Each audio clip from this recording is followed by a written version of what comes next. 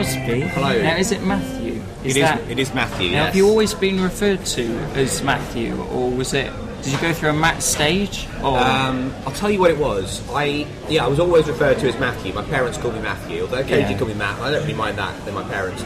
But there was a teacher at school who started calling me Matt, and it became a real kind of thing of like, oh, he's your mate, you know. So whenever I hear Matt, I always hear of this sort of teacher's voice. Right, it's a bit of a cringe, is it? It's a bit of a exactly. It's a bit of a cringe. So yeah. So it's been Matthew for a long time. It's been Matthew since school. Yeah. Okay. I like Matthew. I think it suits me better than Matt. I think I'm not a very Matt kind of person. Like, Matt's are really fun and really spontaneous, and Matthew's are really kind of organised and pedantic. And I think that's the kind of you fit that profile a bit more. Yeah. That's me. Yeah. Well, I am a Matt, but I probably wouldn't describe myself as outgoing. Well, here's the thing.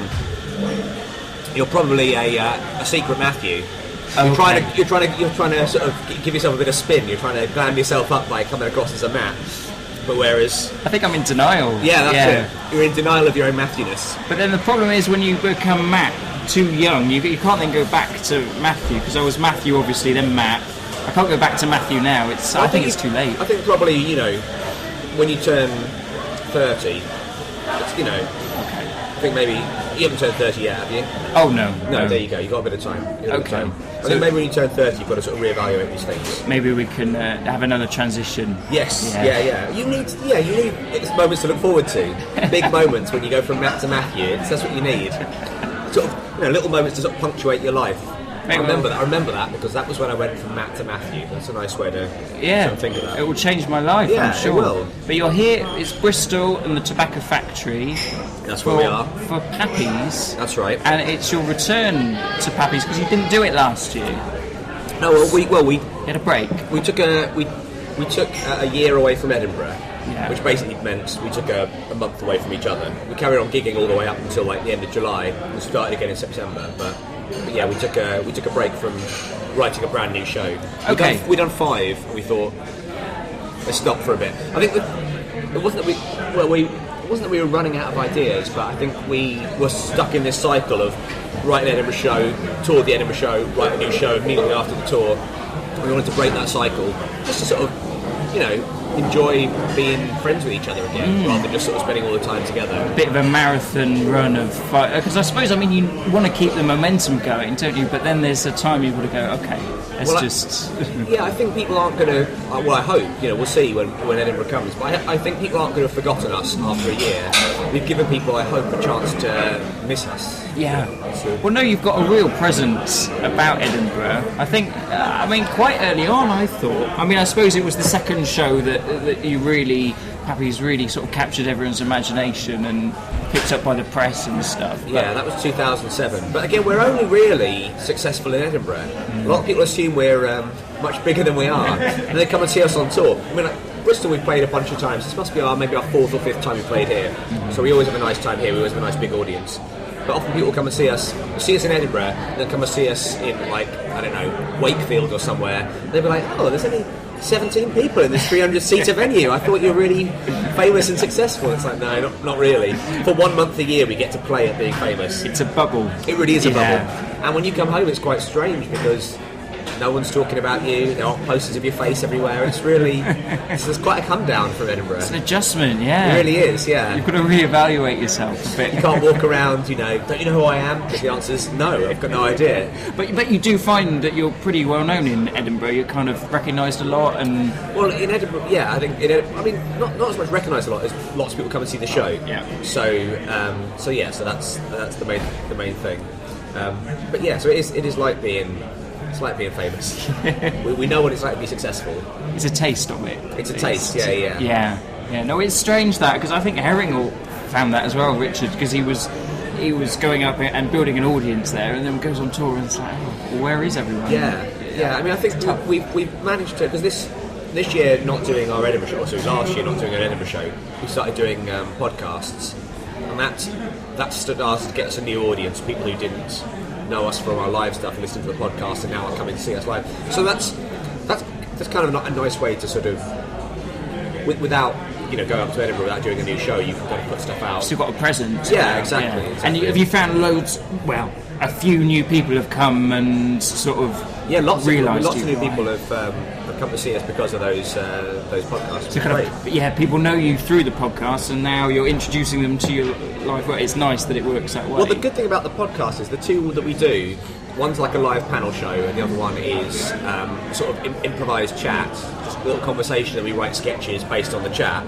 So we're not actually burning any of our materials. When people come and see us, it's not like they're going, "Oh, well, I know about that from episode 3, or I know about that one from episode 12." Where it's just, it's brand new stuff to them every time. I think that's the benefit of working with a group. You've kind of got that banter that you can work with. Absolutely, and it helps us as well. Like, trying to be funny off the cuff has really helped us on stage. Because we now feel a lot more relaxed about going off script and having a chat and just making it kind of fun and spontaneous for ourselves. Well, because you did stand-up before Pappy's, or did you? Yeah, I did. I mean, when Pappy's first started, it was a very kind of, it wasn't just sketches. We'd all do bits of stand-up, and there'd be songs. It would kind of have a narrative through it. But when we took it to Edinburgh the first time, we decided just to do a sketch show, basically. But yeah, but all that time I was also doing like the open spot clubs in London. So that was about 2005. Yeah, 2005. So it kind of started around the same time, but Pappy's moved a little bit faster, certainly in Edinburgh terms. Right. Okay. I mean, and has it changed your stand-up very much? Do you think? I certainly sort of put the stand-up on hold a little. I mean, I didn't do as much as I'd like to, which is why it was great doing last year, doing a full show myself, because I should have done that 3 or 4 years ago. I just never had the time, so I was always getting a Pappy show ready. Yeah. So now that I didn't have that, it was great. So it's like a new lease of life. But I mean, a challenge for you as well. I mean, it's a different dynamic, isn't it? Well, you can't rely on anyone else. You can't rely on other people to bail you out when it's going badly. You've got to work. You've got to work entirely on your own. But I like that. I sort of like the fact that if it goes well, you've only got yourself to blame. If it goes badly, again, you've only got yourself to blame. So it's a really nice way of it's a nice way of operating. It's confined, yeah. And I think the medium of, I mean, you've just got a microphone and you've got a stage, and you've got to make something from that scenario. And it's just you. It's quite a. Well, I sort of cheat, and I sort of chat with the audience quite a lot. So I'm sort of always relying on something. I'm not as independent as I'd like to be. I'm always relying on something else. Like, I've got PowerPoint as well. Oh, right. So I use like PowerPoint in the show, the last show I did and this show as well. So I'm always trying to kind of make up for the fact there aren't 2 other guys with me. Have something I've else. I've got an audience and a computer. They're kind of that's my surrogate Tom and Ben. They're the new sketch. Yeah, exactly. Yeah. Okay, no, that's good. But I mean, the guys are cool with you during the. Yeah, we do. Like Tom does bits and bobs on his own, and Ben does lots of acting on his own. But we've always, Pappy's is our main priority. But we've always wanted to do other things. Yeah. We don't just do it. There's no point in sort of holding each other back in order to do more Pappy stuff, because we get to do a lot of Pappy stuff anyway. Yeah, and there's the demand for it, and yeah, exactly. And while there's the demand for both, why not try and do both? Yeah, absolutely. So I mean, are they doing your solo shows as well, or are they because it's going to be a full-on schedule for you? Yeah, well, it's like June and July are harder than August, I think, because writing the show is the hardest thing. Writing and previewing it, especially when there'll be some nights when I'll preview both shows in the night. So I'll do one at say 7 o'clock, another one at 9:30, very close together, and it's just hard to sort of mentally shift between the two, and you've got to spend some of the day preparing for one and some of the day preparing for the other. So I think hopefully once the shows are finished, August will just be fun. It's only 2 hours work a day. I think that's what people forget. It's not that bad. I mean, the reason August is tough is because you drink so much.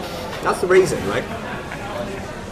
You wouldn't be as tired if you went to bed on time, got up early. I mean, this is me telling myself how I should be behaving and how I won't behave. But you just end up, your day shifts along. You get up later and later, and you stay up later and later in the evenings.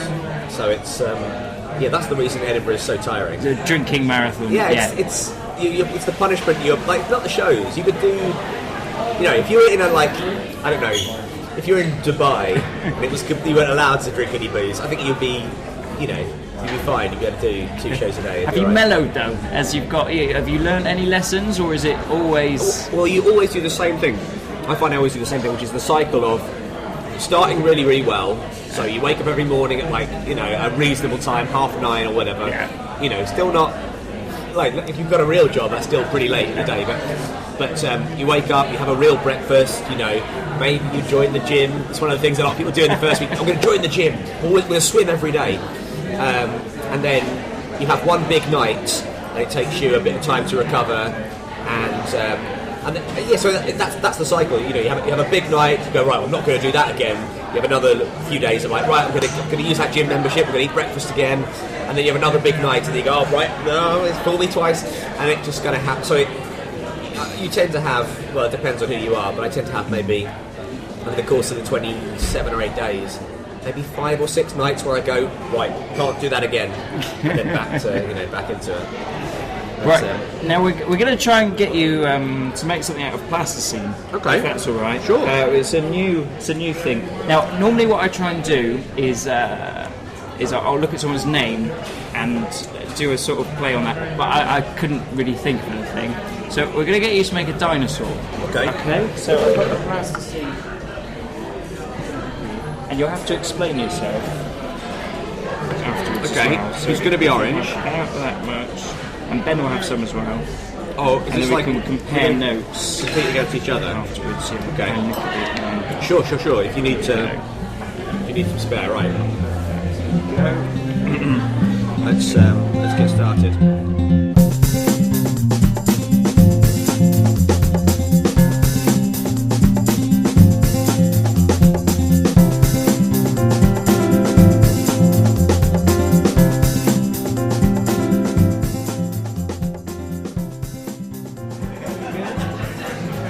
Right, so these are our creations. Yeah, not bad, eh?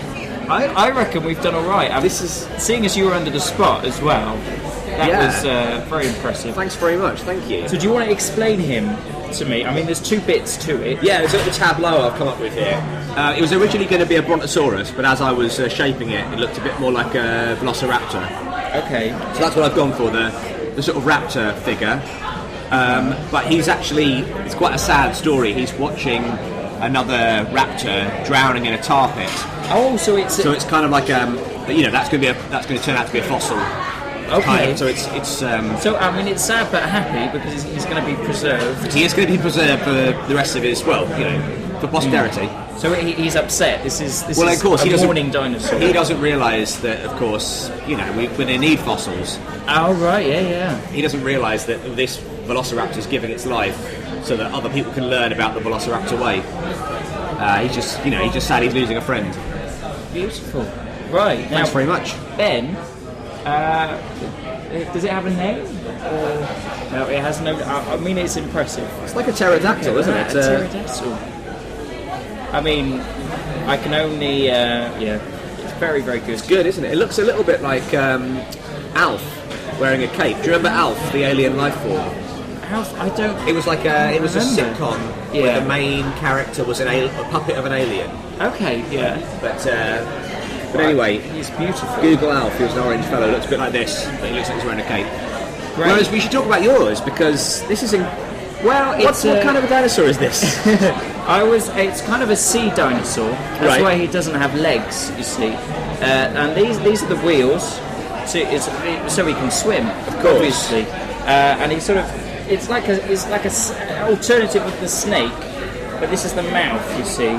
So it sort of comes from tail to body to mouth in kind of one swoop. That's incredible. So it's got something of the Loch Ness Monster about it, hasn't it? It's got something messy. Now you say it is like the Loch Ness Monster. And then these are obviously to detract from predators. Although what sort of predator would have the guts? Who's going to mess with this guy? Yeah. No one. Absolutely. Now we'll leave those there to set the mood for the rest of the interview. Yeah, that's good. Just pop those there. And you were saying I haven't drunk any of my coffee. No, I stupidly bought a muffin, so all the way through the interview I was sort of. So I apologise for I finished it now. Oh, it's all right. It's all right. No one really wants to watch another person eat, do they? I mean, but you need to eat because what time do you get in? We've not eaten all day. I had a breakfast sandwich, and now it's 6:30. Yeah, it's got the hardest job in the world. I really do. I really do. So yes, yeah. I mean, you're feeling ready for the show because I mean, there's lots of technical rehearsals as well that go into. We've done all of that now. Okay. Yeah, we got here and we tech the show. And it's a show we've now been previewing for 2 months. So even though we make changes every time, we sort of know what's happening. It's getting to the final stages, and it's something that you're kind of happy with. Do you think now? Yeah, we're really happy with it.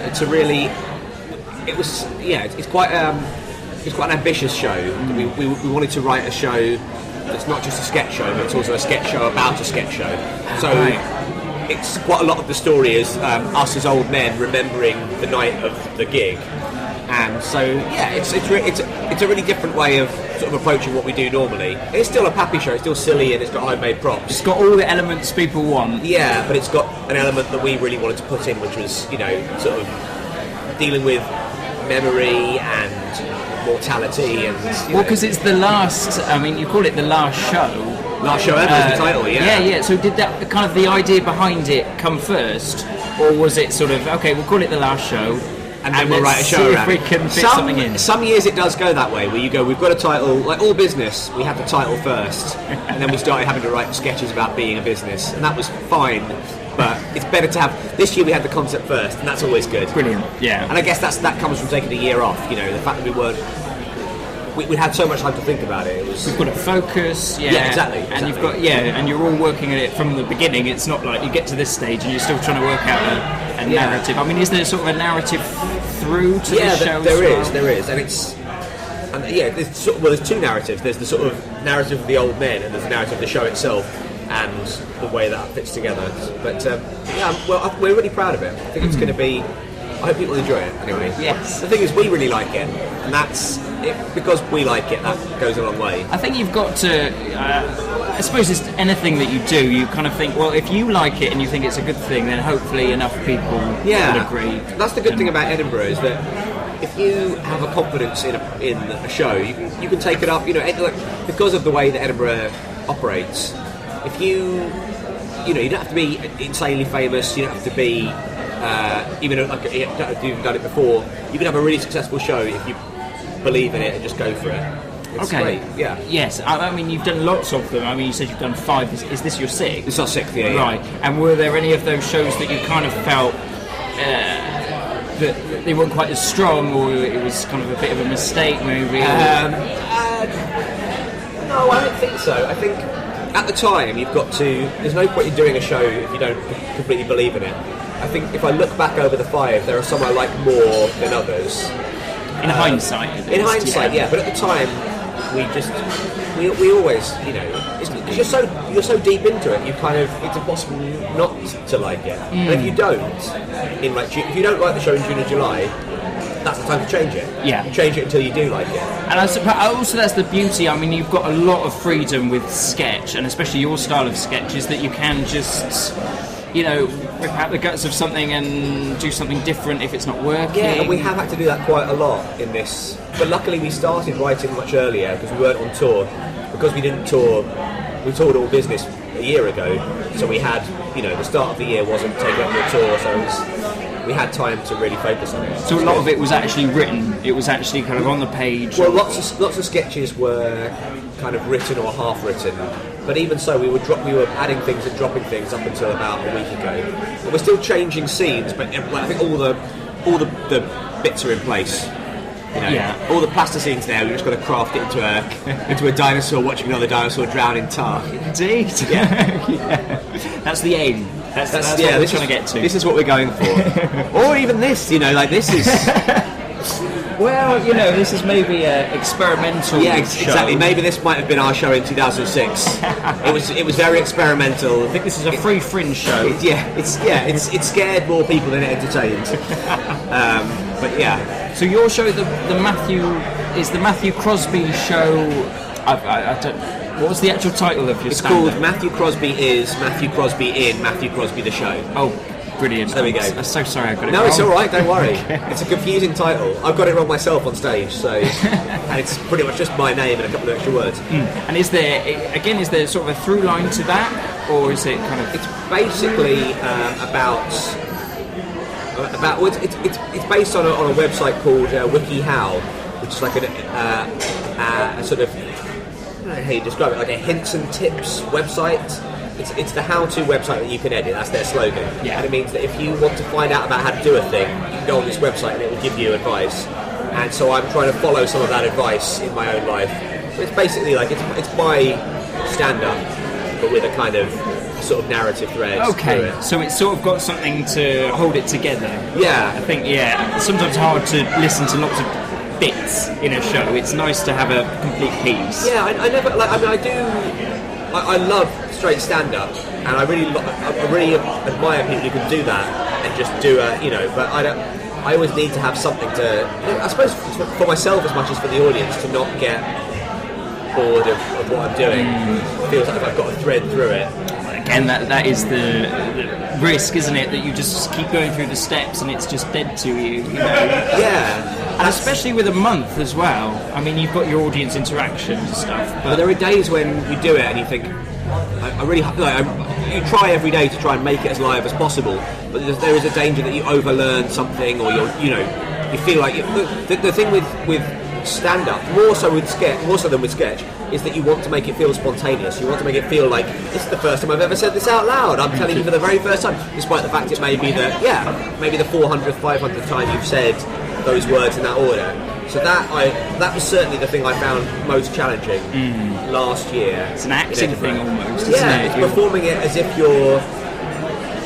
Well, you've got to be more excited about the material than you probably are feeling on that day. You've got to be more yourself up. Yeah, especially hungover. Yeah. Well, that's it. That's the other thing as well. When you're really hungover and the show's not going well, that's the worst. It just hurts. Yeah. Well, it's just like you think I'm still going to perform this like it's going brilliantly. That's because you can't. Like I never understand when an actor sort of turns on the audience and blames them. It's like, why are you enjoying this? Because that's not going to suddenly make people switch their brains, like, oh no, well, now you've been angry at us, of course I'm going to start enjoying it. But equally, you've got to just, you've got to sort of keep. I mean, it's you've got to keep playing it as if this is the best gig you've ever had, even if it isn't. So totally, stay with it in your head. Yeah. So, I mean, do you think your future that you're focused on is the live work? Is that the thing that you're kind of focusing on more than anything else? I mean, obviously you've got a podcast as well, but that's is it the live stuff that really excites you for the moment? Or live stuff's always been the thing we've both in stand-up and in sketch, the thing we've enjoyed doing the most. And it's the thing we're best at. We've had a few shots at telly shows, and they've been okay, but we don't really know how to do it. It's one of those things that you can only learn how to do it by doing it lots. And luckily, we've done lots of gigs, so we're learning how to do that. That's easy to do. But you only make, we're lucky to have made 2 different TV pilots. But that's like 2 gigs. But if you do 2 gigs, you're not going to be very good. You're just going to do it loads until you start getting good. And it's such a different beast. Yeah, it really is. And all the things that work live, like the first pilot we did, we basically filmed a live gig and then edited it down, and it didn't feel live at all. It felt like you're watching people enjoying a show, watching people have a good time, rather than enjoying it yourself. So it's it's just a completely new discipline. Well, they always said forever that stand-up doesn't work on TV. It's just I think it's changed now. Yeah, I think they've learned ways to do it, but it's been difficult, I think. Yeah, there were lots of shows in the 90s where it didn't feel very live, it didn't feel very immediate. And stuff like Dave's One Night Stand is a good example of it actually genuinely feeling like a proper gig. You can kind of see, you can see the audience enjoying it as much as they're enjoying it. It doesn't feel too sweetened, Like there are bits that go well and bits that go badly, and that's true of stand-up, And you can watch a stand-up show, as an audience member, live, and if something goes badly, it doesn't ruin the night. It just means the next thing happens and then that goes well, and that's good. And it's what makes it exciting as well. Because you don't want it to be gag, laugh. Some of the most fun moments are when you say a thing, you think this is going to be great, and the audience goes, and you've got to do something. And you've got to deal with that. And it's not always sort of judged on volume of laughter. It's not.